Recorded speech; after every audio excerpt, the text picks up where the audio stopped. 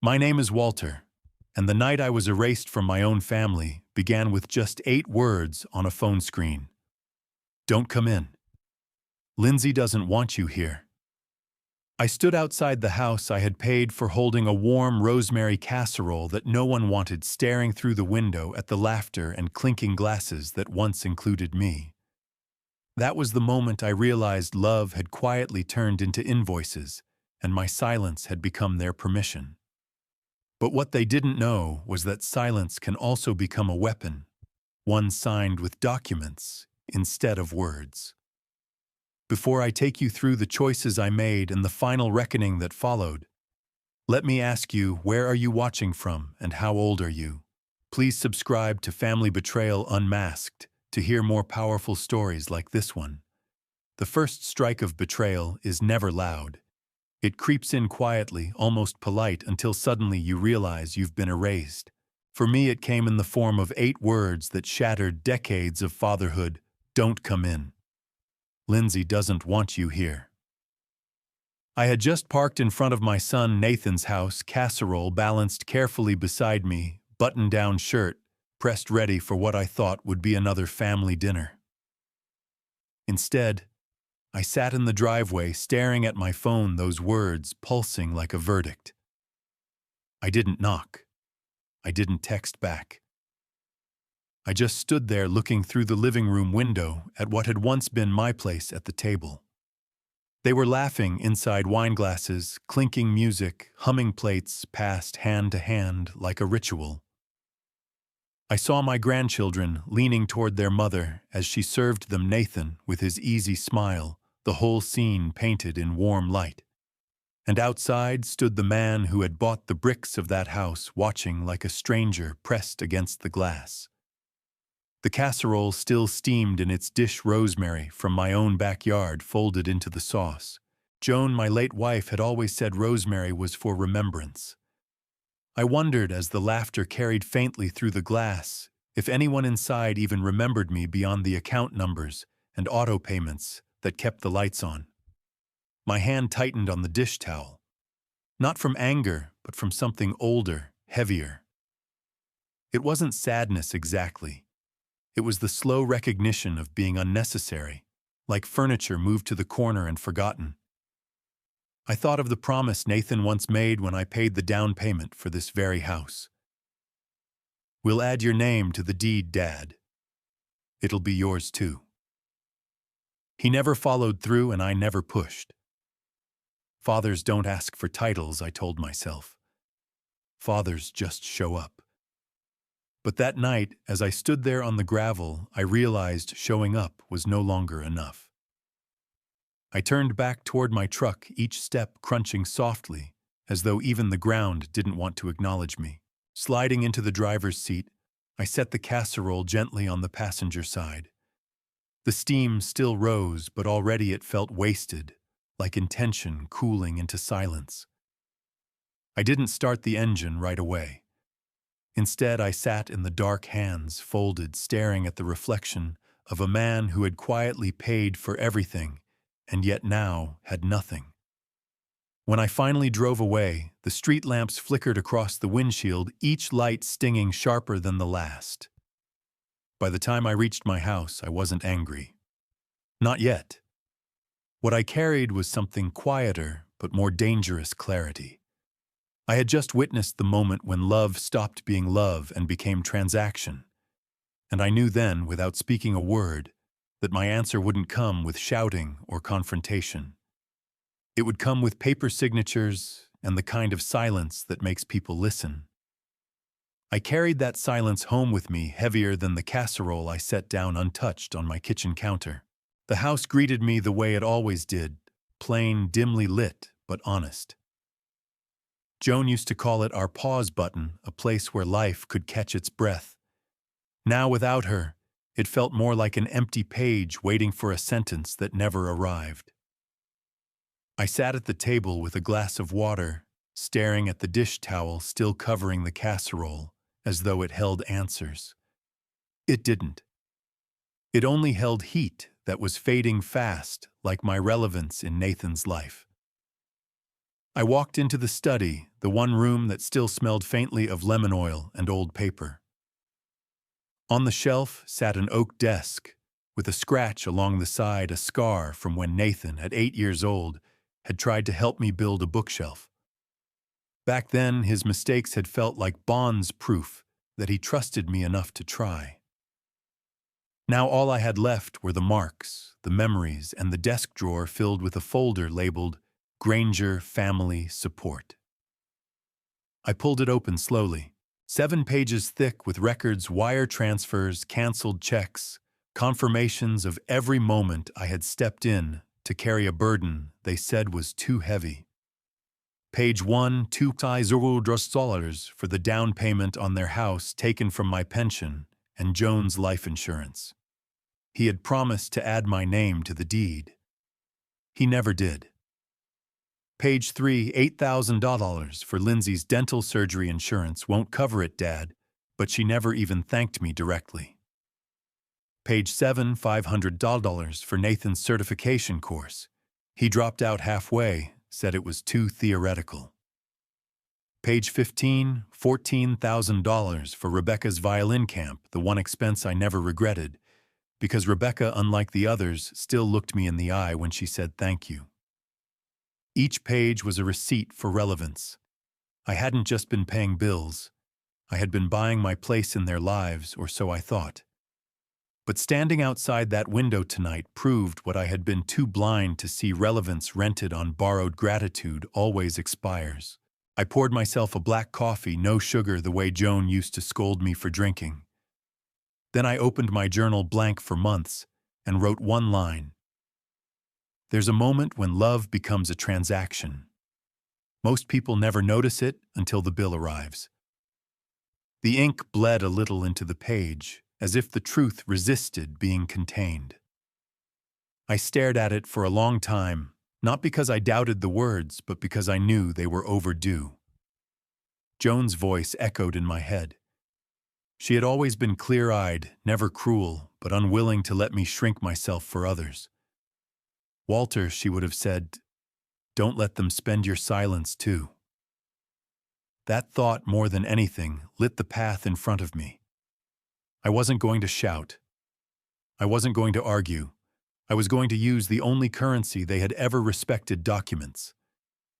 And that night, with the house quiet around me, I decided. The next morning, I woke before dawn. Old habits from my service years never quite left me.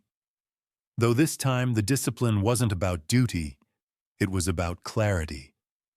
I shaved, pressed a clean shirt, and sat at the desk with the folder still open in front of me. The records stared back, each one a quiet confession of how long I had allowed this to happen. I didn't feel rage. I felt something colder, steadier. For the first time in years, my life felt like it was under my hand again. I flipped through the pages once more. Nathan's voice from years past seemed to echo between the lines. Just until my promotion kicks in, Dad. It's for the kids, you understand. We'll pay you back.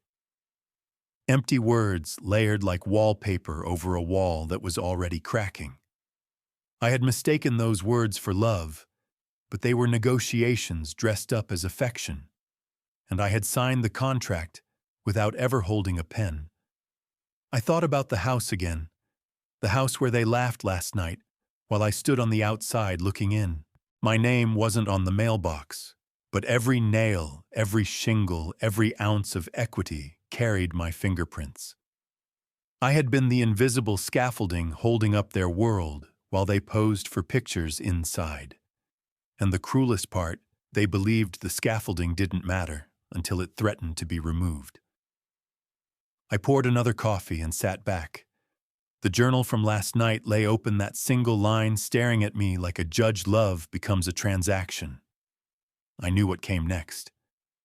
Silence wasn't weakness anymore. Silence was strategy. I wouldn't call Nathan. I wouldn't knock on their door or send a bitter letter. I would do what men like me were trained to do: take precise, deliberate action without announcement. By 8 o'clock, I was walking into the bank I had used for 23 years, Marie, one of the senior officers, greeted me warmly. "How are the grandkids?" she asked. I smiled polite, even though the question cut sharper than she knew. "They're growing fast," I said. Then I slid a slip of paper across the desk, listing every account where Nathan had power of attorney, and every automatic draft tied to their household. "I'd like to revoke all of this," I said evenly, effective immediately. Marie's eyes widened slightly, but she didn't argue.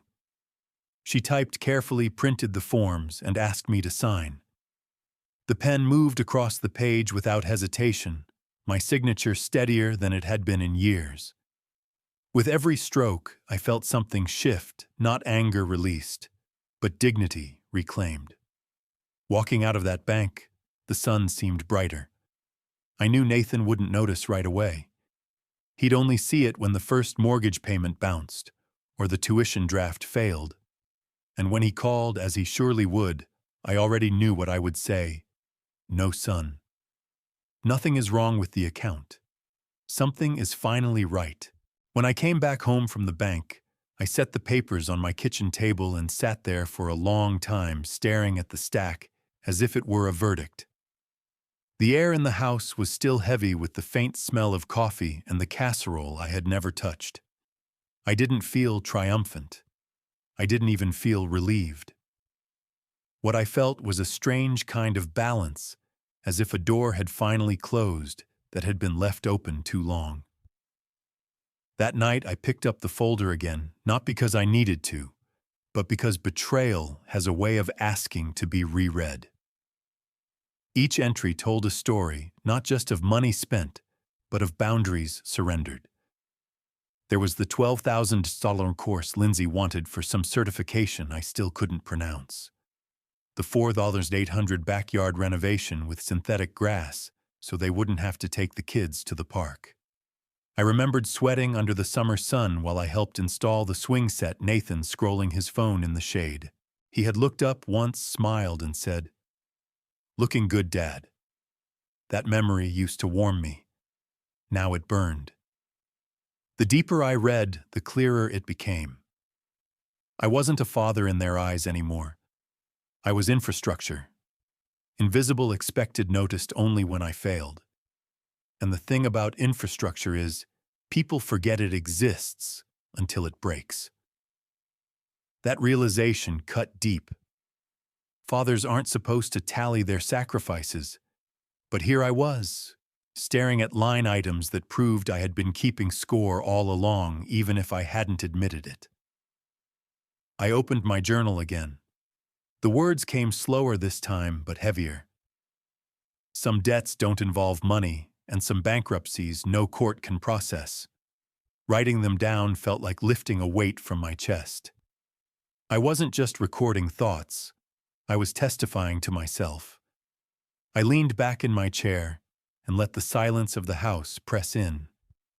Joan's absence was everywhere, her apron still folded over the chair, her recipes tucked into the drawer. I imagined her voice calm and unyielding. "Walter, don't let them mistake your kindness for weakness. Don't let them take your quiet, too." She was right. They had taken nearly everything else, my savings, my trust, my place at the table. My silence was the last currency I hadn't spent, and I wasn't about to waste it. I looked at the casserole still sitting on the counter. I considered throwing it away, but something in me resisted. It wasn't just food, it was evidence. A reminder of the night I stopped being invited. I covered it back up and left it there, letting it cool, a silent witness to my decision. That night, I didn't sleep much. I sat by the window, listening to the wind rattle the branches outside, and I realized something important.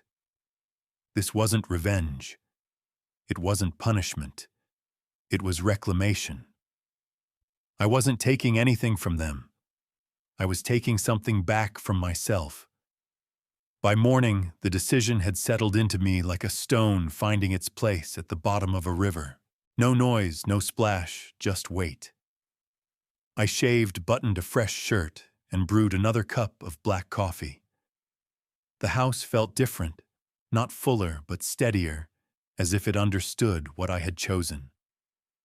On the table lay the stack of revoked authorizations from the bank, my signature still drying in blue ink. Those papers spoke louder than any argument ever could.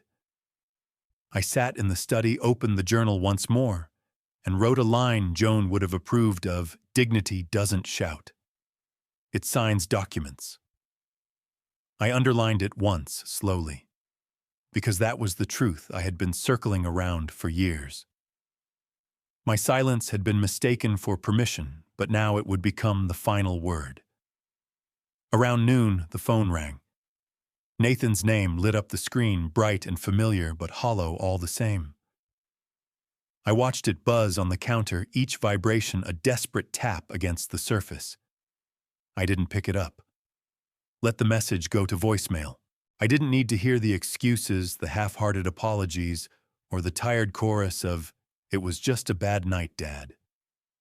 For once, I chose not to respond to a crisis that wasn't mine. I walked outside to the porch, the same porch where Joan used to sip tea on summer evenings. The light was crisp, the air almost sweet with the faint scent of cut grass. I sat down with the casserole beside me, still untouched, still intact. It was no longer food. It was a monument, the last offering I would ever carry to a table where I was no longer welcome. As I sat there, I thought about how easily people can erase someone as if love were as temporary as a dinner invitation. But I also realized something else: erasure works both ways. If they could crop me out of the family picture, I could choose to step out of it. The difference was, I would do it on my terms, with precision, with quiet, and with the law on my side. By late afternoon, I made another call, not to Nathan, but to Harlan, my lawyer and old friend. His voice was calm, steady, as though he had been waiting for this moment. "You finally ready to draw a line, Walt?" he asked. I paused, then answered with a clarity that surprised even me. "No, Harlan. I'm ready to move the whole fence." That night, I closed the journal and set it neatly back in the drawer. I turned off the lights, leaving only the lamp by the window glowing faintly.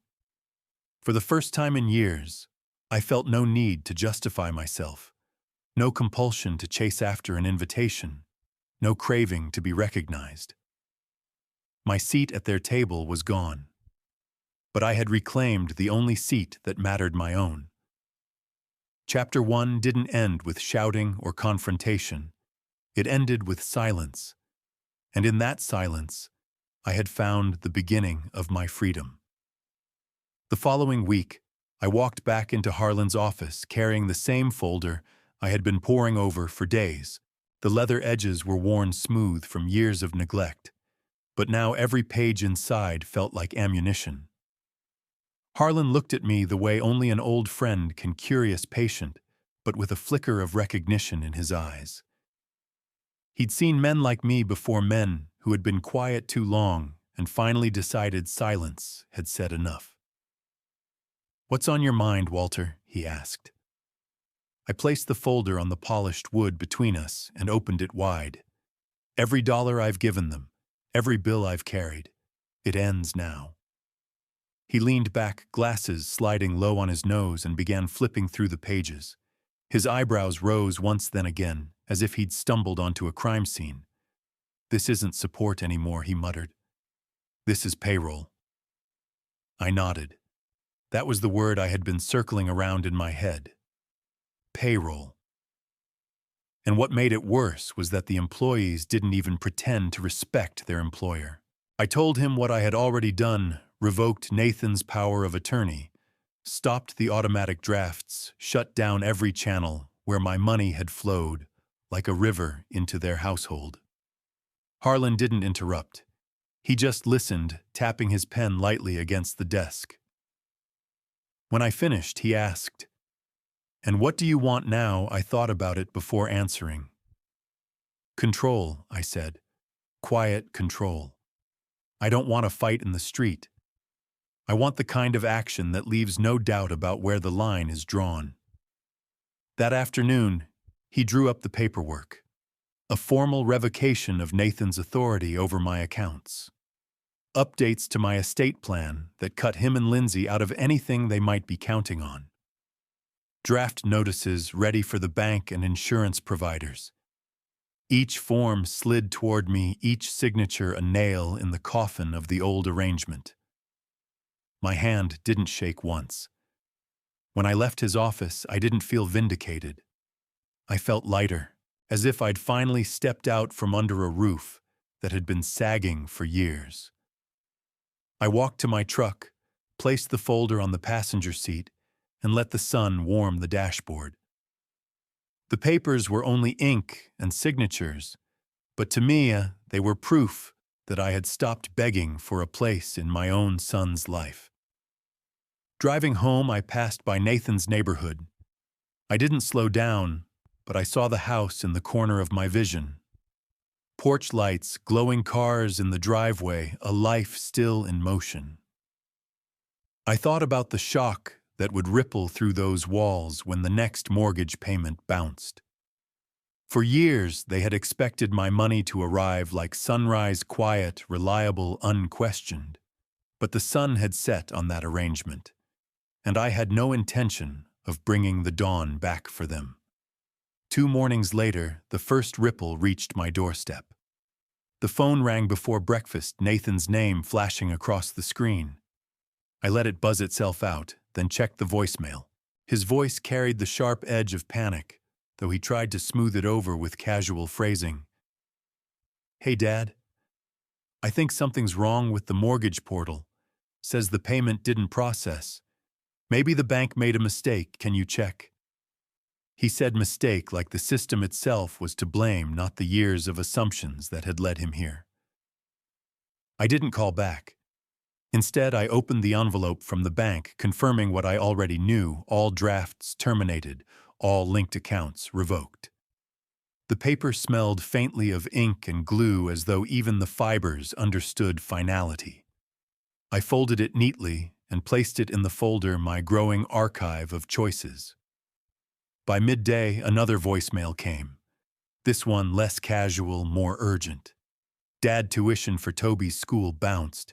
They're saying he might lose his spot if it's not fixed in a week. Just call me, please."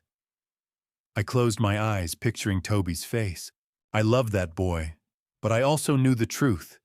Children should never be used as pawns in negotiations. Nathan wasn't calling for Toby. He was calling for himself, for the image of being a father who could provide even if the money came from me. That night, I brewed coffee strong enough to keep me steady and sat at the desk again. I wrote in my journal, "They will call it cruelty. I will call it clarity." The words flowed without hesitation.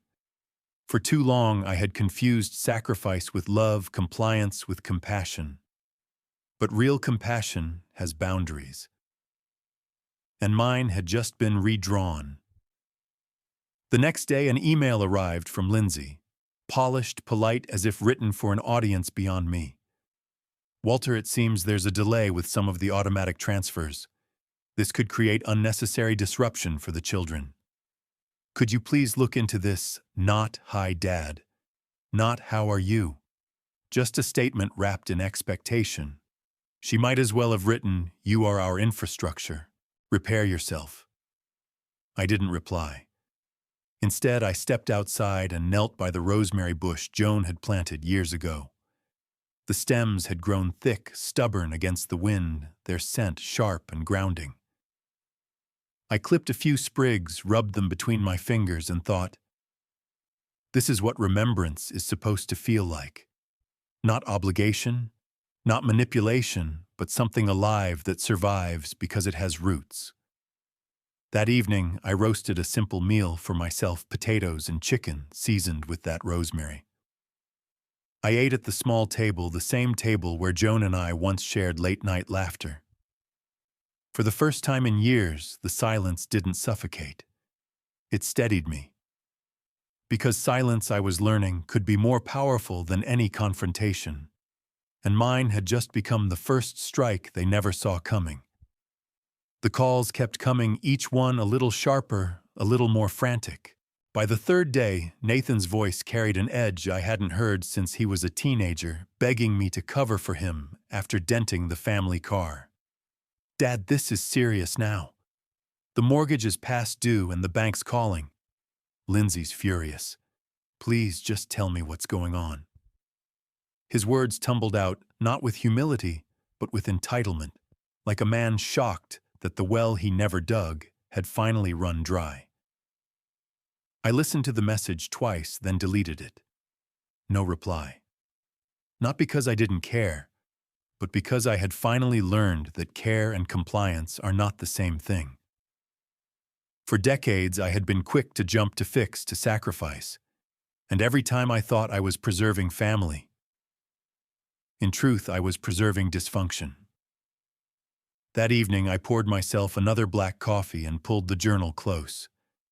I wrote, "They will say I'm punishing them, but punishment is about anger. This is about truth. Truth doesn't shout, it simply stops agreeing to the lie." The pen moved with certainty, each letter grounding me deeper in conviction. Later, Rebecca's email arrived. Subject line, "Hi, Grandpa." Just those two words, simple and disarming. She wrote about school, about a recipe she had tried from Joan's old notebook. She said she missed me at Thanksgiving, that she had expected me to walk in with my pie like I always did.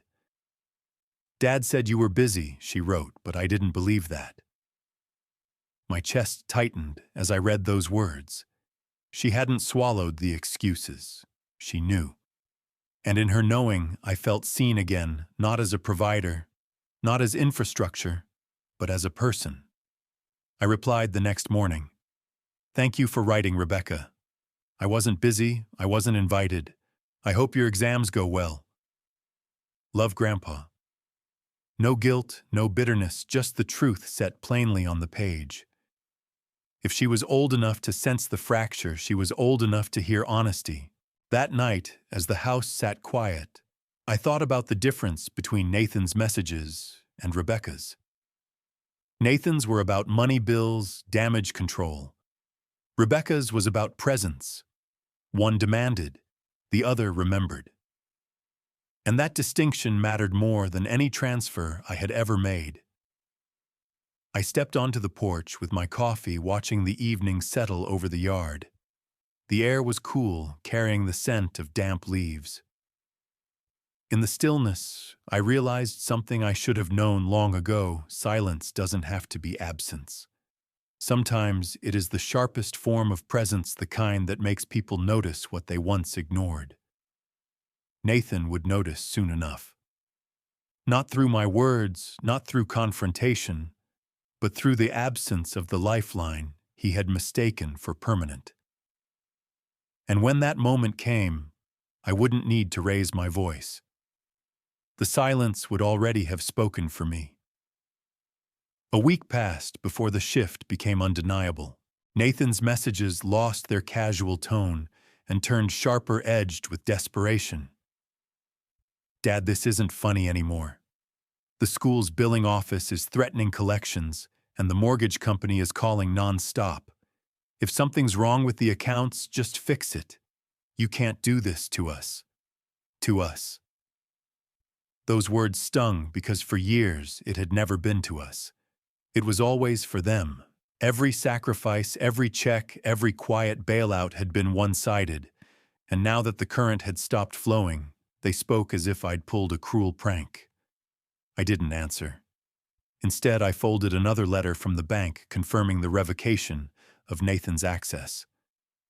Into the folder, it went a growing archive of boundaries reclaimed. My kitchen table was beginning to look less like a place for meals and more like a courtroom bench, every document a piece of evidence in the trial of my own silence. Rebecca's voice, however, broke through the noise. She sent another note late at night, when I suspect she felt safest to speak without her parents' oversight. "Grandpa, I know something's wrong. I just want you to know I miss you. I don't need anything from you, just you." I read that line 3 times, the ink on the screen blurring as my eyes watered.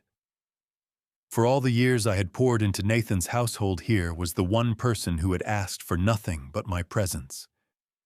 The next day I made her a promise in my journal, not one I would send, but one I needed to record. Rebecca will not be collateral damage in this. She will know the difference between love and transaction.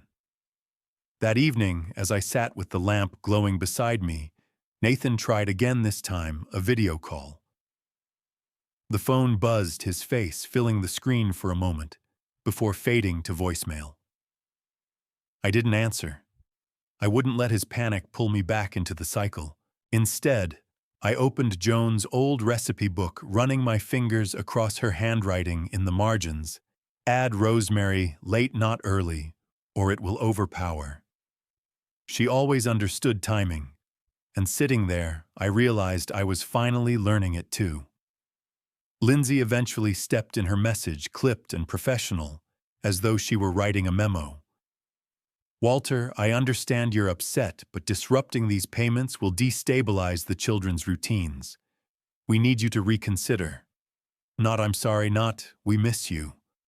Just we need you. The entitlement dripped from every syllable, polished up as concern for the kids, but I had already seen behind the curtain.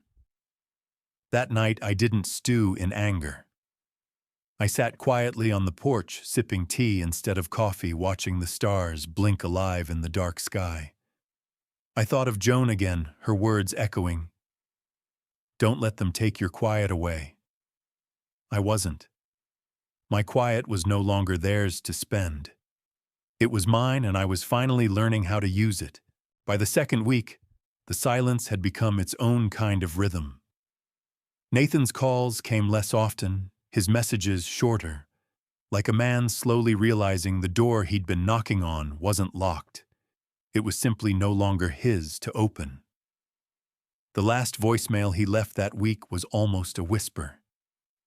"Dad, just tell me what to do." But I didn't tell him. Because for once, it wasn't my problem to solve. Instead, I poured myself a fresh cup of coffee, sat at the desk, and spread the documents across the surface like maps. Bank confirmations, legal revocations, estate drafts, all neat, all final. Each one was a small declaration: I exist outside of your demands. For years, my presence had been measured by deposits, not by respect. Now the balance was shifting back toward me. Rebecca's emails kept arriving, small lights cutting through the fog. She asked about Joan's recipes, about my garden, about the stories I used to tell her at bedtime. Her words weren't long, but they carried something no money ever could: sincerity. She wasn't reaching out because she needed anything. She reached out because she missed me. That reminder was the anchor I held onto, proof that not all connections were transactional. One evening, I sat by the fireplace with the casserole still untouched beside me. It had gone stale by now, the rosemary scent faint, almost ghostly. But I kept it there, a relic of the night my place at the table disappeared. I stared at it and realized that dish was no longer a symbol of exclusion. It was a marker of change. The night I was uninvited was the night I stopped begging to belong. Nathan's panic, Lindsay's polished demands, they were background noise now. What mattered was the clarity I felt each time I looked at those signed forms. They thought silence meant weakness. They had never seen silence wielded as a blade. Not to harm, but to cut away what no longer served. On the third Sunday, I attended church alone for the first time in months. People greeted me with handshakes and smiles, asking about my family. I answered simply, "They're doing fine," and left it at that. But as the hymns filled the air, I felt something stirring deeper than pride. It was peace. Peace not because everything was fixed, but because I had finally stopped being the one to fix it. That night, I wrote one last entry in my journal for that week. Silence was my first strike. They will hear it louder than words. Closing the book, I set it beside Joan's recipe notebook, the two volumes of my life side by side, one filled with her nurturing, the other with my awakening. I didn't know yet how far this path would take me, but I knew one thing with certainty. Chapter 2 of my life had begun, not with shouting, but with signatures. And soon Nathan and Lindsay would learn that absence has a voice of its own, and it was finally speaking for me. It didn't take long for my silence to echo louder than their noise. By the 4th week, the panic in Nathan's voice was no longer hidden. He showed up at my door one evening, unannounced, shoulders tense, eyes darting like a man carrying a storm he didn't know how to control. "Dad, we need to talk," he blurted before I even had a chance to greet him. I didn't step aside to let him in. Instead, I leaned on the frame and waited. He started pacing the porch like a caged animal. The mortgage bounced again. The tuition's overdue. The utilities are threatening shut-off. Lindsay's at her wit's end. "You can't just pull everything like this without telling us." His voice cracked, part fear, part accusation. But I heard something else underneath it, entitlement still fighting for its last breath. I let him talk, every word tumbling out like stones tossed into water. Then when he paused, I answered with the calmest tone I could summon. "I didn't pull anything, Nathan. I reclaimed what was always mine." His jaw tightened, as though he couldn't process a world where my support wasn't guaranteed. The next day, the counterattack began. Lindsay sent a long email dripping with polite venom. "Walter, I understand emotions are running high, but disrupting the children's stability is not fair to them. We'd like to request a mediation session to resolve these matters. This is a family issue, not a financial one." She signed it with her full name like a lawyer drafting a contract. I read it twice, then closed the laptop without replying. Their counterattack wasn't about reconciliation, it was about control. They wanted me back in the role of financier, not father. 2 days later, I received a letter from a mediator's office downtown requesting a sit-down to clarify intentions and preserve family harmony. Harmony. That word almost made me laugh. Harmony had been dead the moment my son texted me not to enter the house I had bought. I walked into my study, pulled out Joan's old journal, and found one of her notes scrawled in the margin beside a recipe. "Kindness is not the same as allowing disrespect. Know the line." I traced the ink with my finger and knew exactly what to do. I declined the mediation. Respectfully, firmly, but without hesitation. My silence wasn't up for negotiation. That night, as I sat on the porch with the casserole dish still near me now, long spoiled, I realized the war had shifted. I had made my move, and now they were making theirs, emails, mediators, veiled accusations. It was no longer about family. It was about who controlled the story. And this time I wouldn't let them write it for me. The following weekend, another attempt arrived, this time dressed up as civility. A cream-colored envelope, thick and perfumed, showed up in my mailbox. Inside was a handwritten card from Lindsay, decorated with gold trim. "We'd love for you to join us for Toby's birthday dinner. The kids would be thrilled." No apology, no mention of the night I was turned away at their door, just a performance staged to reset the clock as if nothing had happened. I turned the card over in my hands, staring at Lindsay's carefully looped handwriting. She wanted to rewrite the story, to erase the fact that my silence had been deliberate. This wasn't reconciliation, it was theater. The unspoken script read, "Show up, eat the cake, resume the payments." I set the invitation down beside the cold casserole, the two objects mirroring each other in irony. One was a dish no one wanted. The other was a dinner I was no longer hungry for.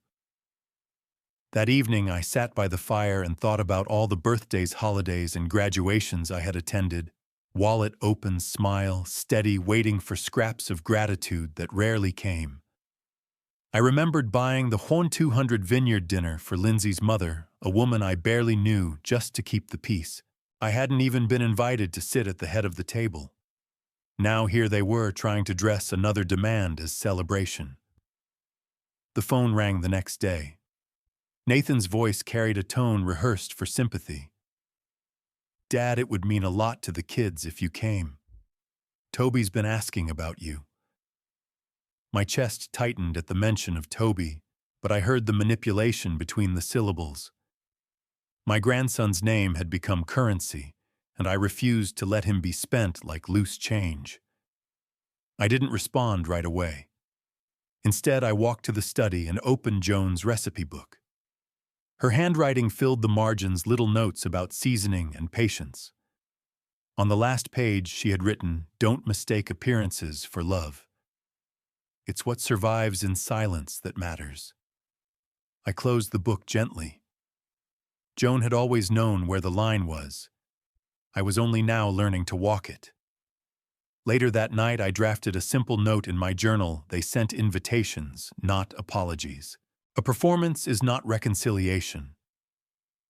I underlined it twice, then set the pen down. When Toby's birthday came, I didn't go. I didn't send a gift. The silence was my gift, the kind that cannot be wrapped or tied with ribbon, but one that finally demanded they face the truth. That evening, as they posed for photographs in their decorated dining room, I sat by my fire, the invitation still unopened on the counter. And I knew with certainty gestures without reckoning are nothing more than pageantry. Not long after the birthday came and went without me, Lindsay tried a different tactic. Her next letter was framed with soft edges filled with carefully chosen words that leaned on sentiment. "Walter, think of the children. They need consistency, and family is all they've got. Whatever happened between us doesn't need to touch them. Please don't let them suffer." On the surface, it sounded like concern, but underneath, I heard the familiar rhythm of negotiation. She wasn't appealing to love. She was weaponizing the grandchildren. I sat with the letter for a while, weighing the ink on the page. Toby's face flashed in my mind, Rebecca's gentle emails, the laughter we once shared when they were small enough to climb onto my lap and tug at my beard. I loved them with a depth words couldn't touch. But loving them didn't mean surrendering to manipulation. Using their names as bargaining chips only hardened my resolve. I wrote a line in my journal that night. True love for grandchildren doesn't come by funding their parents' comfort. It comes by teaching them dignity when no one else will. That line stayed with me, echoing long after the pen left the paper. A day later, Rebecca called. Her voice was quiet, hesitant, but sincere. "Grandpa, did you get the invitation? Mom said you probably just forgot to RSVP." I took a deep breath, choosing my words carefully. I didn't forget Rebecca. I wasn't interested. Silence followed, heavy but not shocked. She whispered, "I understand." Those two words meant more than 1,000 apologies. She understood that my absence wasn't about her. It was about the truth her parents refused to face. That evening, I walked the perimeter of my yard, the winter air sharp against my skin. I thought about Joan again, how she would have handled all this. She wouldn't have raised her voice. She wouldn't have slammed doors. She would have drawn a line quietly, then lived on her side of it without wavering. And in that thought, I felt her presence steadying me. The next morning, I received another email from Lindsay, this one less polished, more desperate. "Walter, the bank is threatening foreclosure. Do you realize what this will do to the children? Please let's meet and talk this through." My fingers hovered over the keyboard for a long moment before I closed the laptop without typing a single word. Some silences carry more weight than paragraphs ever could. By nightfall, I sat on the porch with a cup of tea, the stars blinking faintly above. I thought about the games being played, the guilt they tried to lace into every sentence. But I also thought about Rebecca's quiet "I understand" and Toby's wide-eyed laughter in memories untouched by adult deceit. That was enough to remind me I wasn't abandoning them. I was refusing to be used against them. And there's a difference. The counterattack became official when a letter from a mediation firm arrived in a tidy white envelope stamped with the seal of downtown offices I knew too well.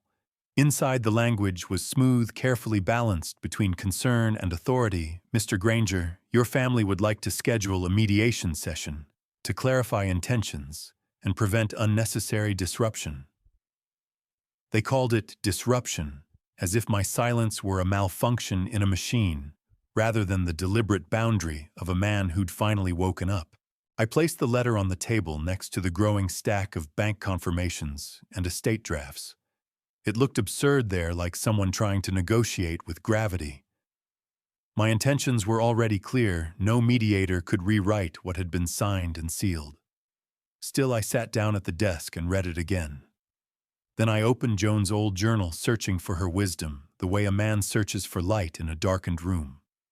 On one page, beside a note about her garden, she had written, "Compromise without respect is just surrender." That was all the confirmation I needed. The next day, I called the firm and declined the session. My voice was calm, my words brief. "There is no misunderstanding. My decisions are final." The woman on the line hesitated, then thanked me for the clarity. I hung up without a flicker of regret. That evening, another message from Nathan came, angrier this time. "Dad, what are you doing? This is family.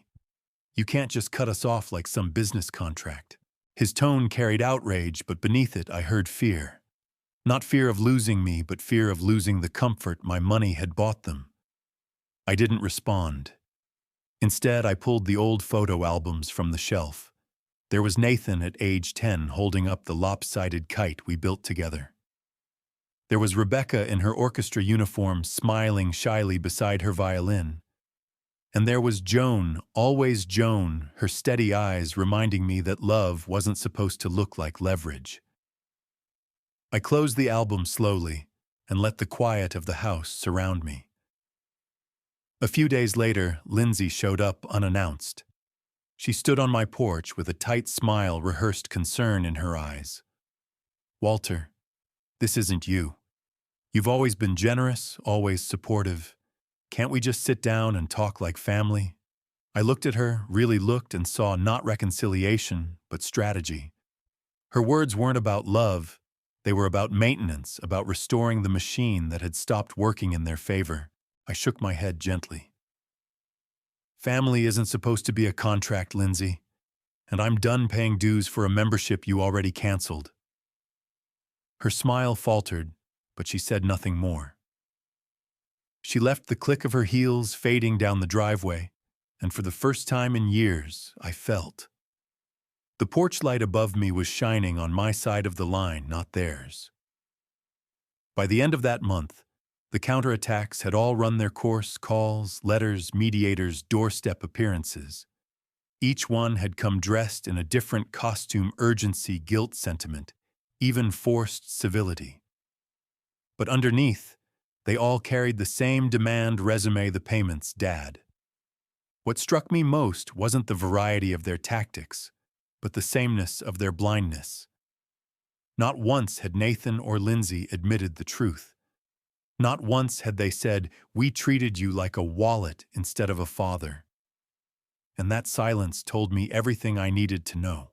I spent more evenings on the porch, the spoiled casserole still sitting on the counter inside like a reminder carved into stone. My neighbors waved as they walked past, probably assuming I was enjoying the quiet of retirement. They couldn't know the storm behind that silence, or how deliberate it had become. Each night I let the cool air wash over me, steadying myself in the knowledge that every decision I made now was about reclaiming, not revenge, but restoration. Rebecca wrote again. Her message was short, but cut deeper than any legal notice. "Grandpa, I miss the way you used to tell me stories. When I come home for winter break, can I visit just me? I answered immediately. Yes. That single word felt like the most honest gift I could give. She didn't need my money. She needed my presence, and I intended to give it without condition. Meanwhile, Nathan tried one last ploy.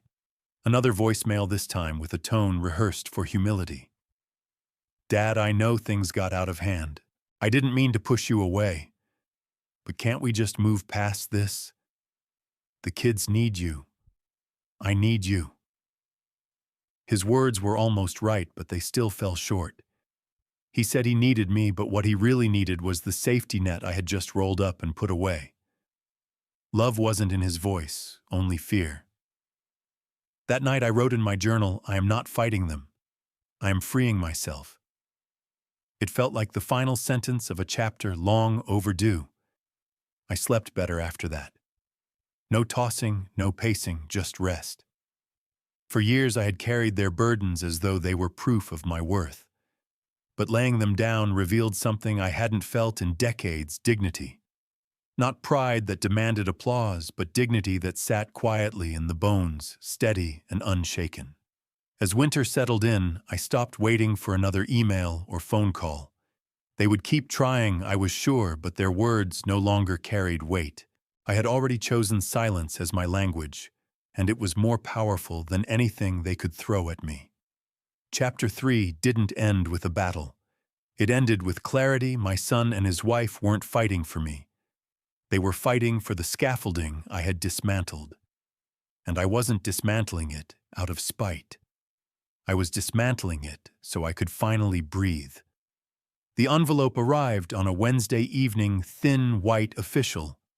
I had spent the day trimming the hedges, letting the rhythm of the shears clear my mind, when the delivery driver handed it to me.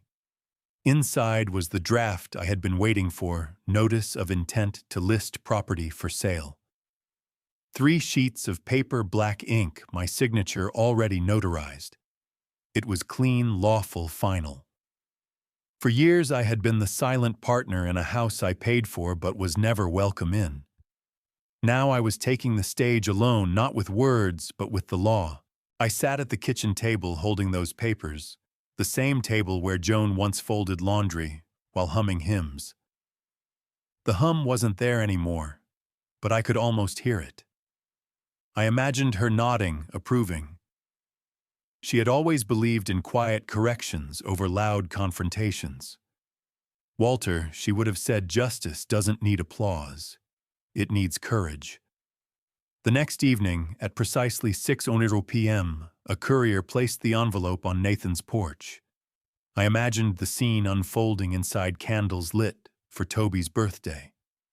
Laughter staged for photographs, Lindsay arranging the perfect dinner plates. Then the knock on the door. A delivery man, not a guest. An envelope, not a gift. Nathan's hand hesitating on the signature line as the party stilled around him. I didn't need to be there to hear the silence that followed. Some blows land louder when they're delivered on paper. The reaction was swift.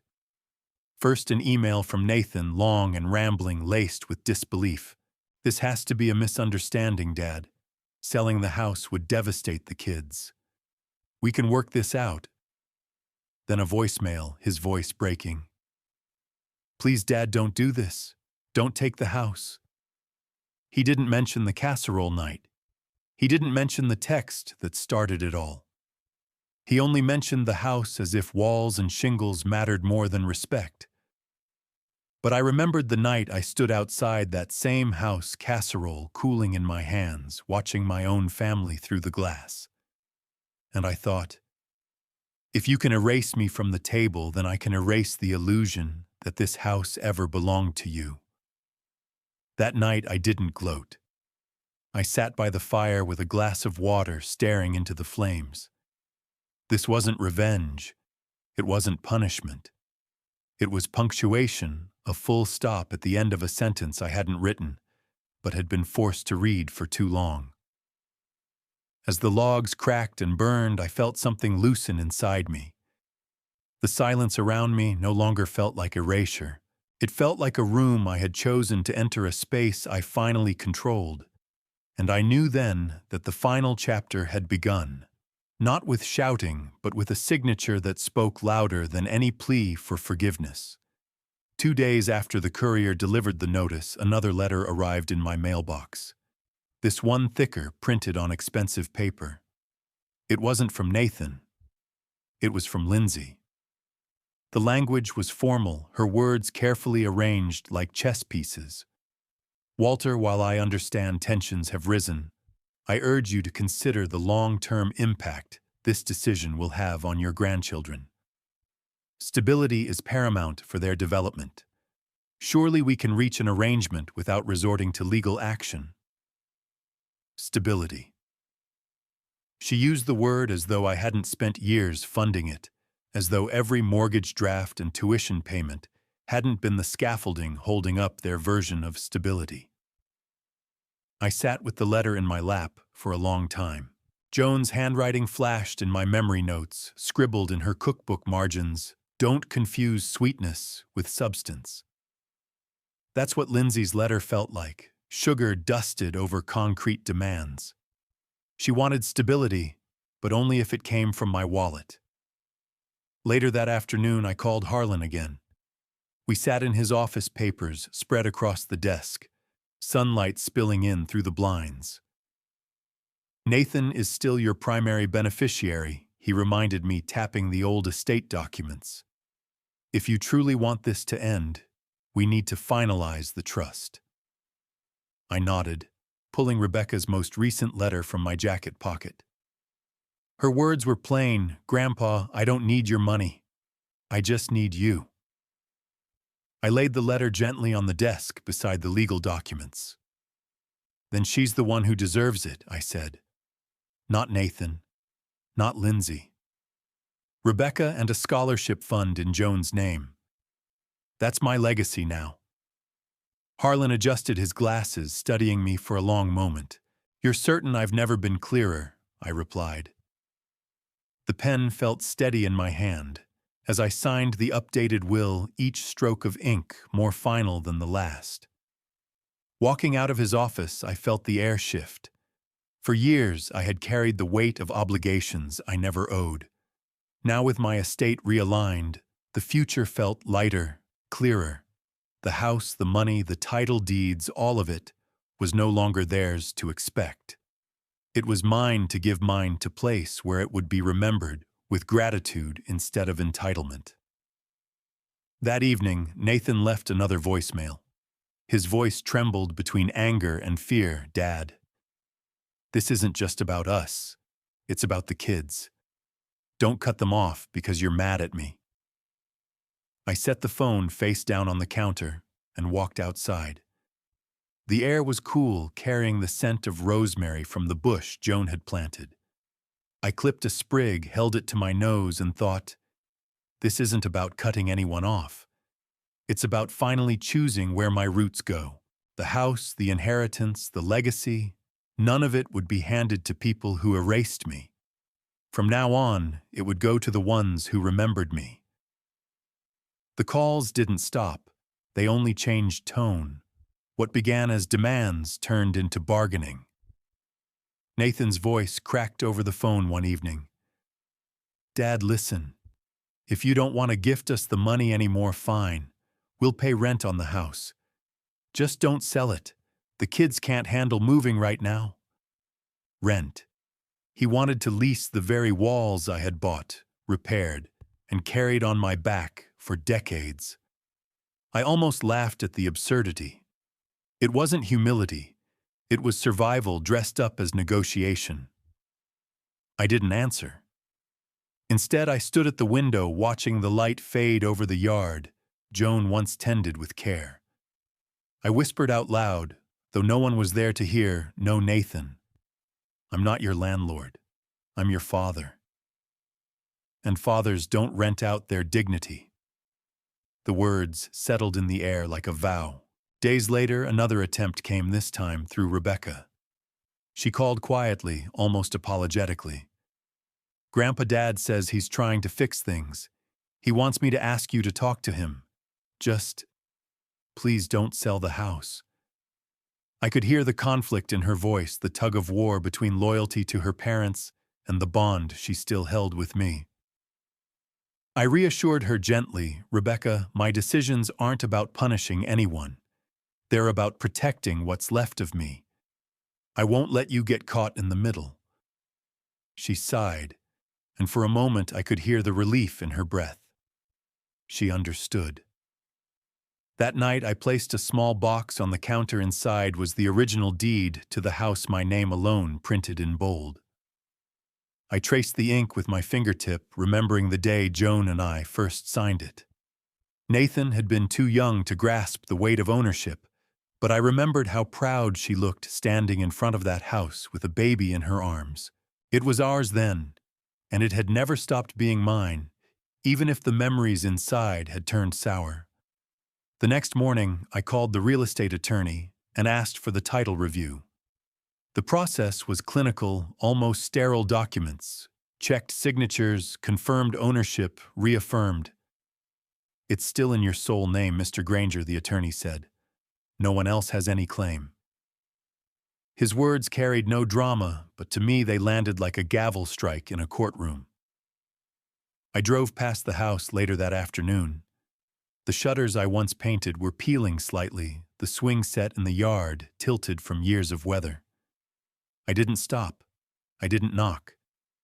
I simply slowed enough to take in the sight, a house filled with laughter that had excluded me, a house that had fed on my sacrifices. Soon, it would no longer be theirs to take for granted. That night I wrote in my journal, they begged for rent. I offered nothing. Love isn't a lease. And with that, I knew the line was drawn. The knock came on a Saturday afternoon, steady and deliberate. I had been sitting by the window sipping tea when I heard it. 3 taps, firm, not desperate, not hesitant. When I opened the door, Nathan stood there alone, shoulders hunched, as if weighed down by something heavier than the November air. His eyes met mine, not darting around for excuses like before, but steady in a way I hadn't seen in years. Dad. He began, his voice quieter than I expected. I know I've done damage I can't take back. I just want to talk. I didn't answer right away. Instead, I let the silence sit between us, a silence he now had to respect. Finally, I stepped aside, and he walked in slowly, like a man entering a place that wasn't his anymore. He glanced around the house, the same photos still on the shelves, the same smell of lemon oil from Joan's polish, the same chair I'd always sat in. For a moment, he looked like a boy again, unsure if he belonged.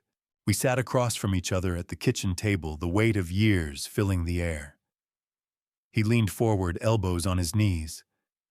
When Lindsay said you shouldn't come to dinner that night, I didn't fight her.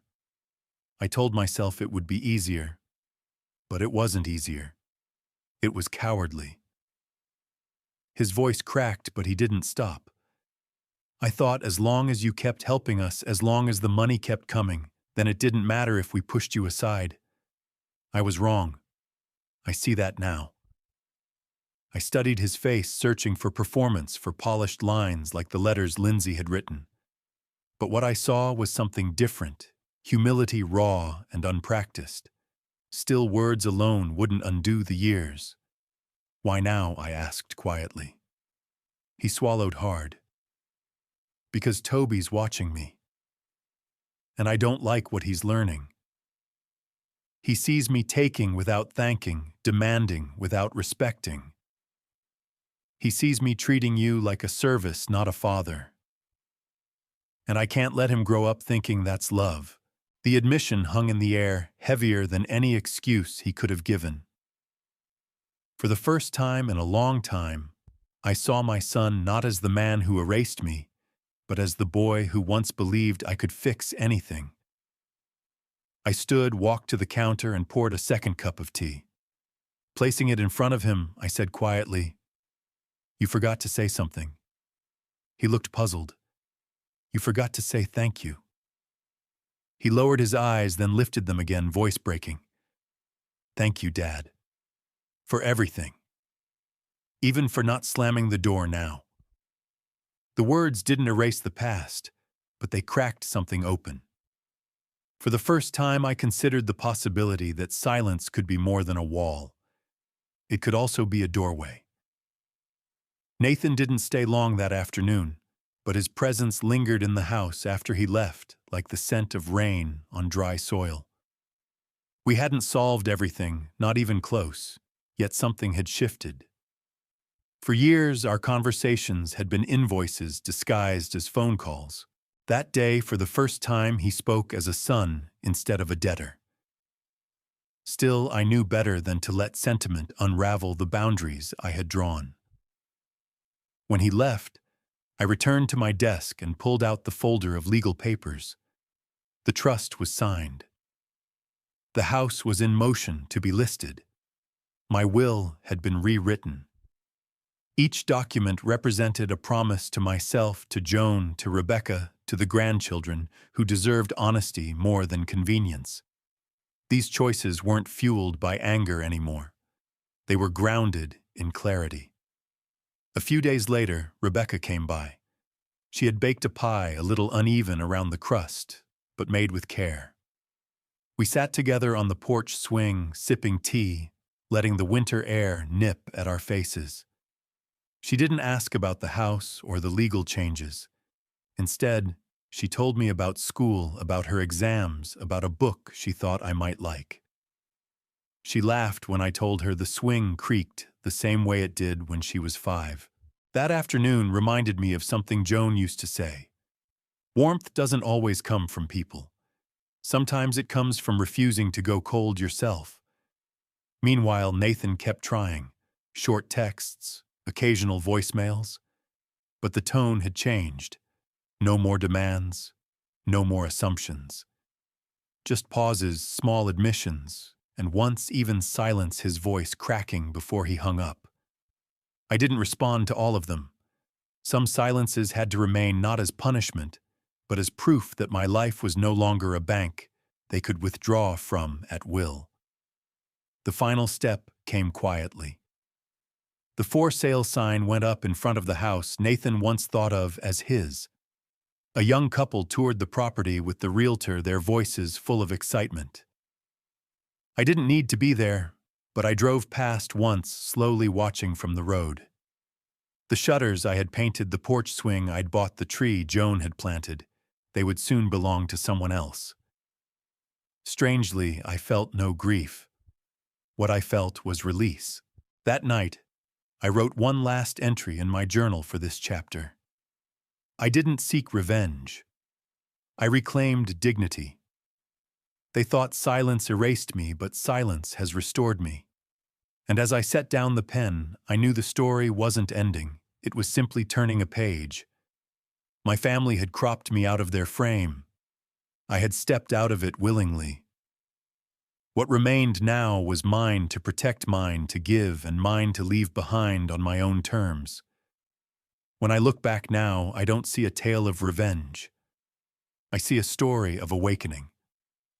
For too many years, I mistook sacrifice for love, silence for peace, and compliance for compassion. I allowed my worth to be measured in deposits and drafts until the night I stood outside my son's home with a casserole no one wanted. That moment, painful as it was, became the line I refused to cross again. What followed was not punishment, but correction. I learned that dignity isn't something others grant you, it's something you choose for yourself. By reclaiming my silence, my finances, and my legacy, I stopped being erased. And in doing so, I gave my grandchildren a different inheritance, the knowledge that love without respect is counterfeit. If you're a parent, maybe you've felt it too. The sting of being taken for granted, the hollow space where gratitude should live. My hope is this: let my story remind you that it's never too late to draw boundaries, to protect your heart as fiercely as you protect others. Have you ever faced a moment where family mistook your kindness for weakness? How did you handle it? What did you learn? Share your story in the comments. I'd love to hear it. And if this story spoke to you, please like, subscribe, and share it. Because sometimes the greatest inheritance we can pass on isn't money, it's the courage to say enough. Thank you for listening.